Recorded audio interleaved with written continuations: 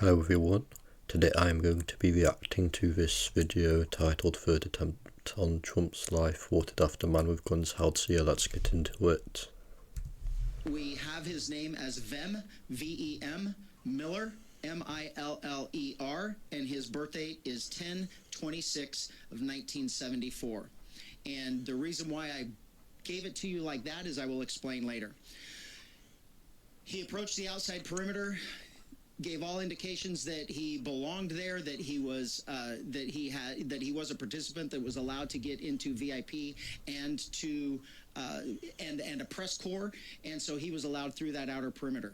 As he got to the inside perimeter, where deputies were conducting obviously a more thorough evaluation of the vehicles that were coming in, there were many irregularities that popped. I do think that Trump's team is doing a good job of protecting him.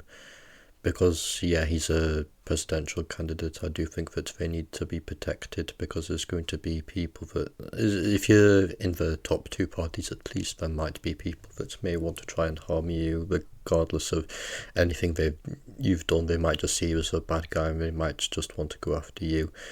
In Trump's case, this is the apparent third attempt. I know that there were two attempts before this. The first one obviously being the one which got all the media attention. Second one was it still got some media attention, but it wasn't nowhere near as big because Trump actually got wounded in the first attempt. Third attempt, all we're getting is this third conference, so let's keep watching. Up. The deputy noticed that the interior of the vehicle was in quite disarray. The vehicle had an obviously fake license plate, and that prompted further investigation from our deputy into why the person was there, and what he was doing. During that investigation, the deputy eventually found multiple passports with multiple names, multiple driver's license with different names.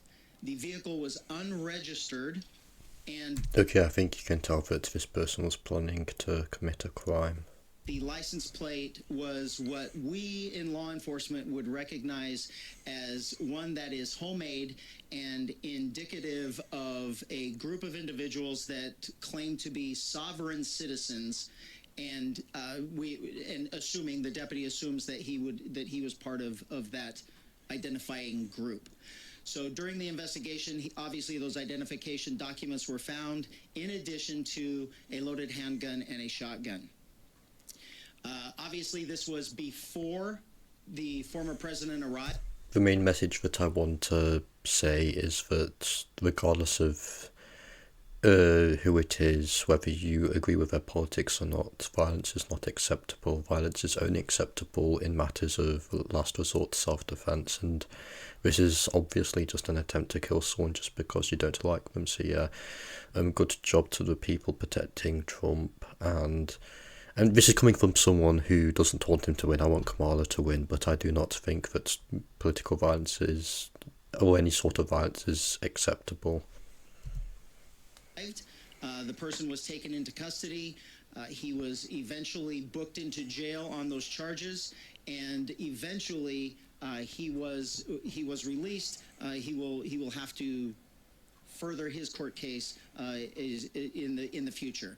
Right now, we are actively engaged in working with Secret Service and the FBI to ensure that this person is followed up on, and all of the information that they can gather. I can tell you that from my perspective, from a state law enforcement agency's perspective, the firearms charges is what we arrested him for and booked him on. Anything further will come from the federal government. And that's the end of the video, so yeah, good job to the police. A good job to if there's anyone who tries to find out people who are trying to commit acts of, I wouldn't say it's terrorism, I'm hesitant to say that word, but political violence is probably the word I would use because it's more accurate. But yeah, the thing is, I just hope that nothing bad happens to either candidate before the election. But yeah, that's really all I've got to say for this video, so thanks for watching and I'll see you in the next one.